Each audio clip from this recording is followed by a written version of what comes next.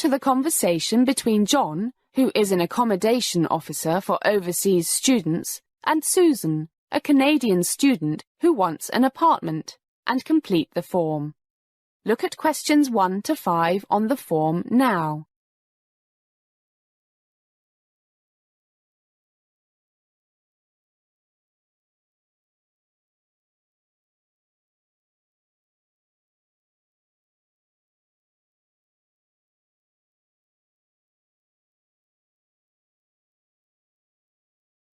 Listen carefully and answer questions 1 to 5.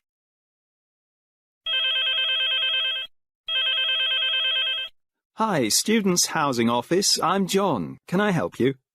Hi, I hope so. I need an apartment. The sooner the better. My friends suggested I try you guys. Well, that's what we're here for, the famous Students' Housing Office. By the way, we call apartments flats here. Anyway, let's get started. First, I'll take down a few particulars to put in our database. Hopefully, we'll help you find some digs before term starts. Some what? Some digs. That's British slang for rented accommodation. Oh dear, flats, digs? And I'm an English major. No problem. But back to business. Okay, family name. Cartier. Cartier. Sounds French. Yeah, my ancestors were French. Wow. Do you speak French? I was born and raised in Montreal, so I'm bilingual.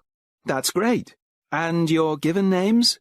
Susan Marie. That's M-A-R-I-E. Got it. Nationality? Canadian, I guess. Right. And your student number? CA 04628. Okay. Got a contact number? It's 65349087. I'm staying with friends until I find a place of my own. 65349187. No, 9087. Got it. What about a mobile phone? I'll get one later today and tell you the number. Okay, 653. That's way over the other side of town, right? Yes, near the railway station.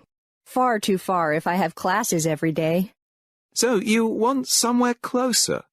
Up to half an hour by bike, and with a bus service if the weather is too bad.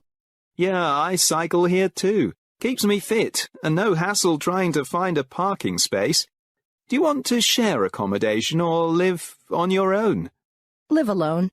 I'll be too busy with my studies to bother with roommates. How much rent do you want to pay?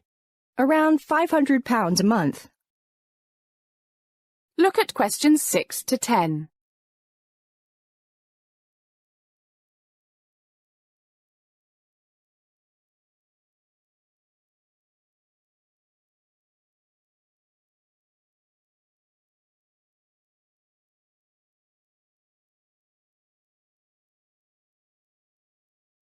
Now listen to more of the conversation between John and Susan and answer questions 6 to 10.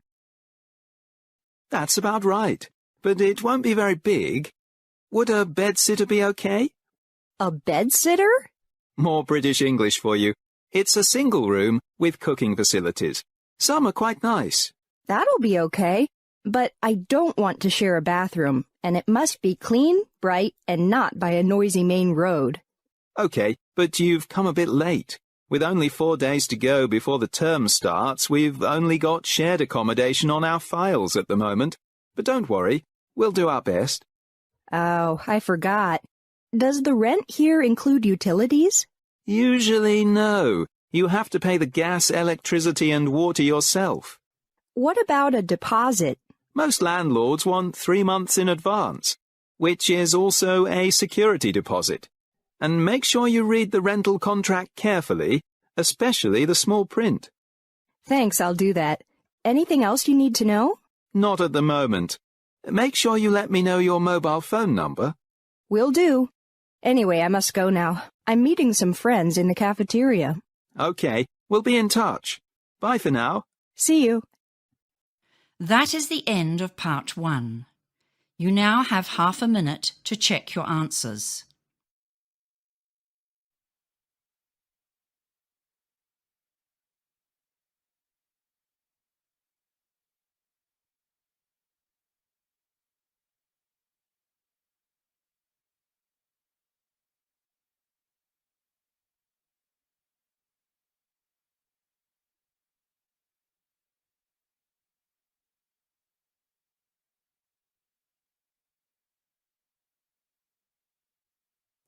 Now turn to Part 2. Part 2.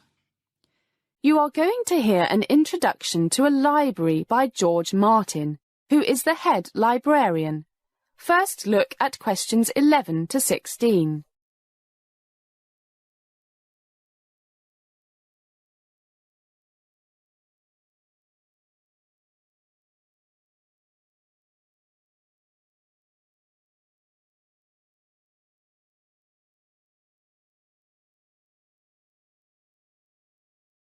As you listen to the first part of the talk, answer questions 11 to 16. Good morning, and welcome to the main library of the University of British Columbia. My name is George Martin, and I'm the head librarian. I'm happy to give you a brief introduction to our library. I guess I'm qualified.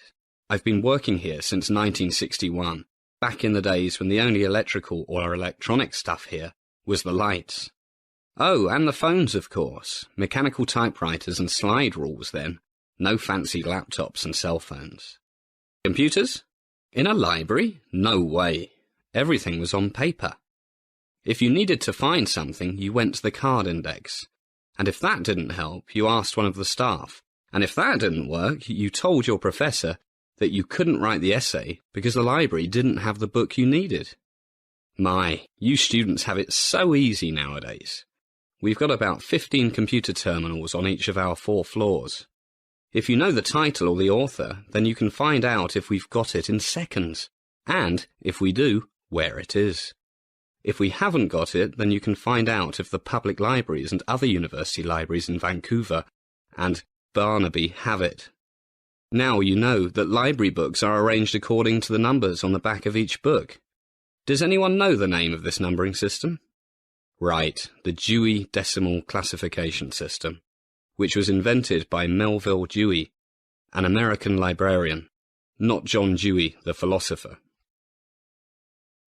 Now look at questions 17 to 20.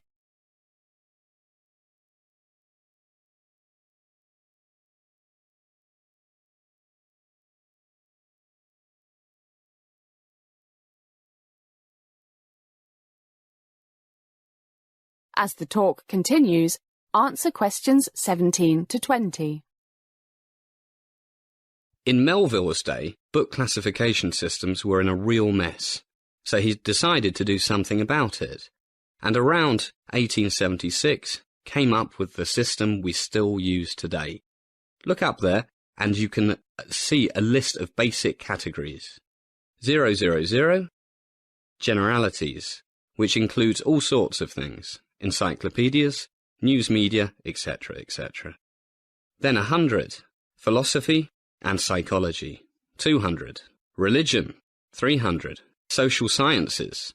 And so on up to 900, geography and history. With over 4 million books, actually nearer to 5 million now in our library, we have a lot to thank Melville for. Now, if you look up to your right, you can see the layout of the library. It's very logical. We start down here on the first floor, or the ground floor for our British cousins, with 3 zeros, generalities, and so on up to the 4th floor with all the 800s and 900s. By the way, you won't find books on medicine and dentistry here. They're all over in the medical library, just to the east of the medical school. Now, if you look at the plan of the 2nd floor, you can see we have a CD and DVD library. The music collection covers just about everything that we call serious, from Bach and Beethoven, folk music, blues, early rock and roll, jazz and more. But sorry, no punk, heavy metal, rap or hip-hop yet. For Oriental music like Peking opera, you'll have to go to the Asian Studies Centre or Chinatown. A word about taking books out. The usual lending period is 2 weeks. But a few books in great demand can only be taken out for 2 days. And I suggest you try to return books on time. The fine is $1 a day for the first week and $1 a day thereafter. That's a lot of beer money. One last thing. Your fancy new smart student card is also your library card, and you can also use it to pay at the student cafeteria. So don't lose it, or you'll starve to death without any library books. OK, I guess that's enough here. Let's move up to the second floor. That is the end of part 2. You now have half a minute to check your answers.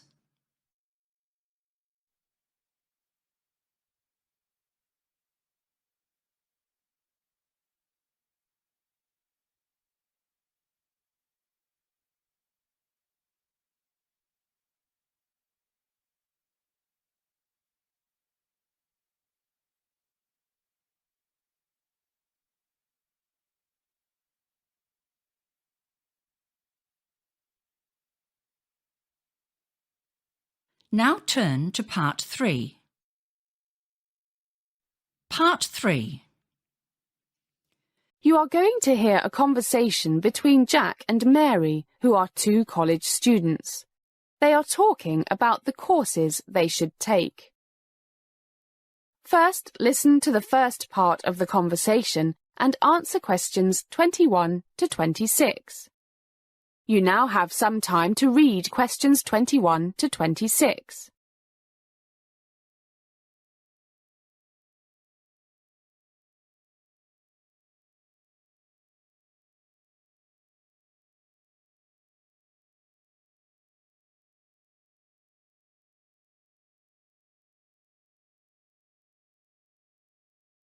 Hi, Mary. Got time for a coffee? I'd love to discuss what courses I should take. I'm so confused. So am I, but maybe we can work something out together, Jack. We should really talk about this with our academic supervisor, but she's away until Thursday, which might make it a bit late to register for some of the more popular courses. That's my worry. It's lucky we're doing the same major, so some of the courses will be the same and we can cycle in together. What did your parents say when you told them you would be an English major? Well, Dad thinks I'm crazy. You'll never find a decent job when you graduate. Teacher or secretary, that's about all you'll be good for. But he's an engineer, so what would he know? What about your mum? Oh, she loves reading and has dreams of me becoming a great writer or something, so she's all for it. What about your parents? Actually, they agree. They're both teachers and are always moaning about the terrible English of most of their students. They blame it on computers, computer games, to be exact. Very few of their students ever read novels. Anyway, let's have a look at some of these courses. I thought of taking Latin. People say it'll train my brain and help with French and Spanish as well as English. I think that's nonsense. It's a dead language. If you want to learn Spanish or Italian or something, then learn it directly. I did Latin at high school, and apart from helping me guess the meaning of some new words with a Latin root, it was a waste of time. Leave Latin to archaeologists and theologians. Guess you're right. Okay, no Latin. Actually, I'm playing with the idea of doing journalism later. Foreign languages are always useful for a journalist. Maybe I'll take oral French. As the conversation continues, answer questions 27 to 30. You now have some time to read questions 27 to 30.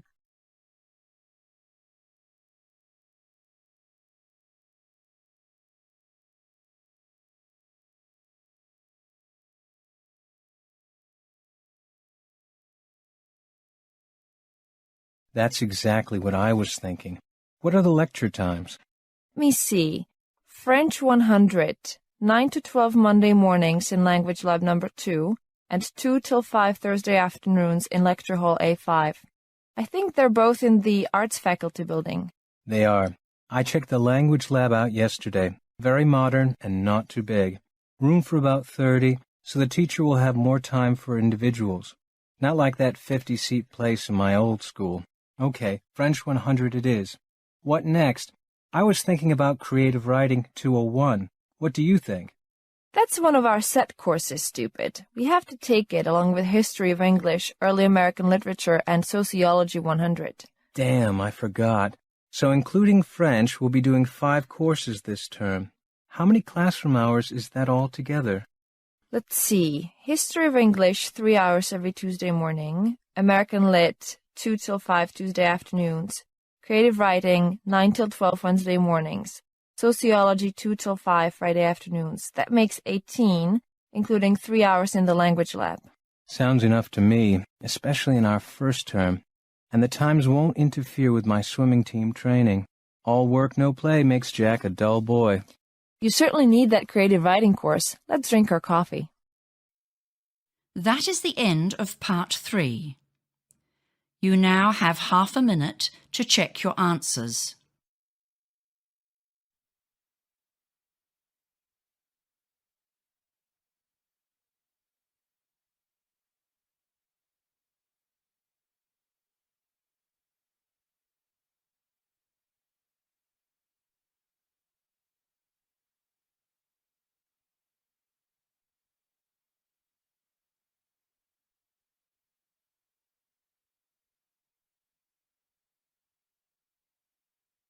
Now turn to part 4.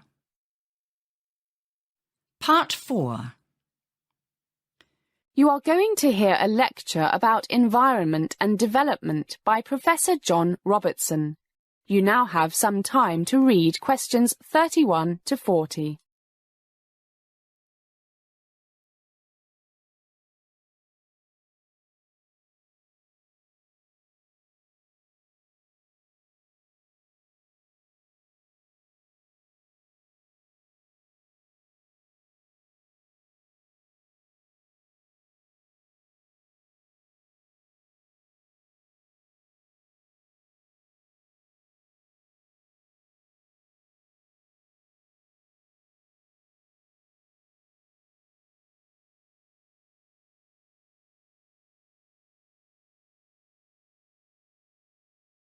Good morning, everybody.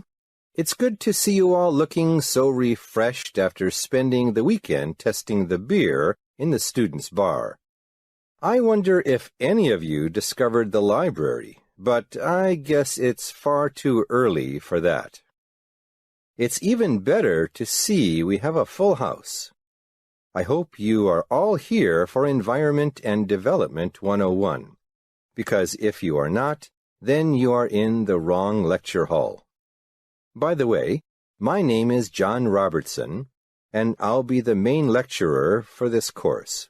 But we will have some guest lecturers from time to time. And nobody has left. Great. I guess that means you all intend to take this course. Okay. As it says on the notice outside, today I'm going to describe the main contents and purposes of the course and hopefully add to the enthusiasm that brought you here today. Does anybody know who Howard Odum was? Right? He is known as the father of ecology. He once said, "Everything is connected to everything else." And that statement explains the design of this course. As human knowledge expands, most courses, even first-year courses, get more and more specialized. You learn more and more about less and less. This course is quite different. In the 72 hours of this course, don't forget you get 2 credits for it instead of the usual 1. We will try to achieve 3 main objectives, namely, we will try to get an understanding of what is happening to planet Earth, why it is happening, and hopefully to find some answers to the many problems that we'll be talking about. The first few lectures will be an overview of the more serious current trends that are of such great concern to, not just greenies, meaning environmentalists like myself, and organizations like Greenpeace and Friends of the Earth, but also to more and more ordinary people and even a few politicians and corporate leaders.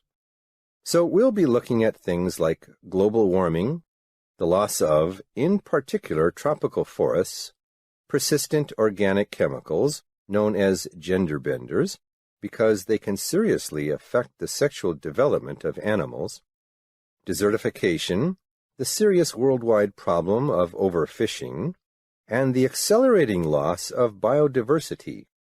If humans carry on as they are, some 50% of the world's plant and animal species will be probably extinct by the middle of this century. That's the environment bit. What about development? We'll be thinking a lot about this issue. If the goal of development is to improve the quality of life, which presumably means making people happier, then we have to think about this thing called happiness. In modern times, we have become consumers in the great consumer society. Are we any happier than the Bushmen of the Kalahari Desert in southern Africa? And if common sense tells us that rising sea levels, gender benders, and all the other aspects of a worsening environment will sooner or later put a big brake on consumption. Why? Given the warnings from the great majority of the world's scientists, are things in general continuing to get worse? This brings us on to psychology, sociology, and of course politics, economics, and even philosophy. We won't have time to go into each of these areas in great depth. For our immediate purposes, this is not necessary, because the basic goal is to help us develop a model, a dynamic model, that integrates the main forces leading to environmental degradation and those opposing forces that promote environmental stewardship. This is a tall order for us to do as individuals, so we'll be dividing into teams, and each team will focus on one or two particular aspects, at the same time integrating the main findings and arguments of the other teams into their work. Well, we have a lot of great work to do, which means it's coffee time. Back in 15 minutes. That is the end of part 4. You now have half a minute to check your answers.